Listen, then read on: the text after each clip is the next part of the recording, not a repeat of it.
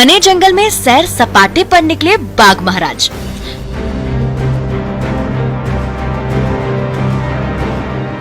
नदी किनारे शिकार की तलाश में चौकन्ने बाघ महाराज और शिकार की तलाश में थककर सुस्ताते बाघ महाराज।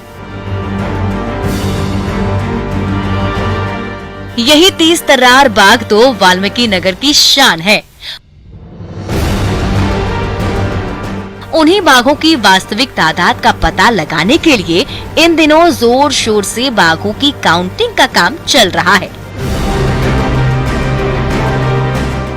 इसके लिए वाल्मीकि नगर में दूर दूर तक फैले घने जंगल में ऐसे 500 से भी ज्यादा ट्रैप कैमरे टांगे गए हैं।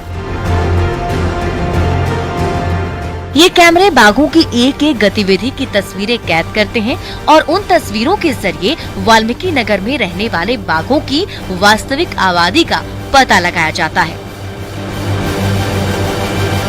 इंडिया जो है wild life institute of India Dehradun, उससे हम लोग भेजेंगे और जहाँ पे सारे जो फोटोग्राफ्स है उसका विश्लेषण कर अंतिम संख्या पर वो लोग फिर रिपोर्ट एनटीसीए को देंगे। वाल्मीकि नगर को बिहार में बाघों का अपना आशियाना माना जाता है, जहां दिन ब दिन बाघों की तादाद बढ़ती ही जा रही है। करीब 10 साल पहले जब वाल्मीकि नगर के घने जंगल में सर्वे हुआ था तो उस समय यहां 8 बाघ पाए गए थे। तब से अब तक लगातार अलग अलग कैमरों में बाघों की हरकतें कैद होती रही हैं।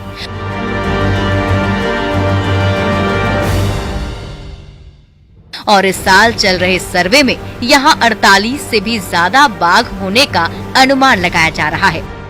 प्रमंडल 1 में हम लोगों ने करीब 229 जोड़े कैमरे वो लगाए गए हैं और जिसमें कि टाइगर के जो भी फोटोग्राफ है, अन्य जो जानवरों के उसमें जो आ रहे हैं फोटो, स्वतः जो उसमें जो फोटो आते हैं उसको हम लोग संकलित कर रहे हैं। जाहिर है वाल्मीकि नगर में बाघों का कुनबा बढ़ेगा तो वाल्मीकि नगर में जैव विविधता भी बढ़ेगी और इसके जरिए वाल्मीकि नगर की खुशहाली और समृद्धि का द्वार भी आसानी से खुल सकेगा। मुन्ना राज, न्यूज़ 18 बगहा।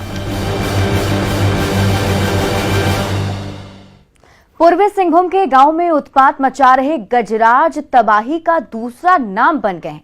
जब हाथियों का झुंड एक साथ निकलता है तो सब कुछ तहस नहस कर डालता है।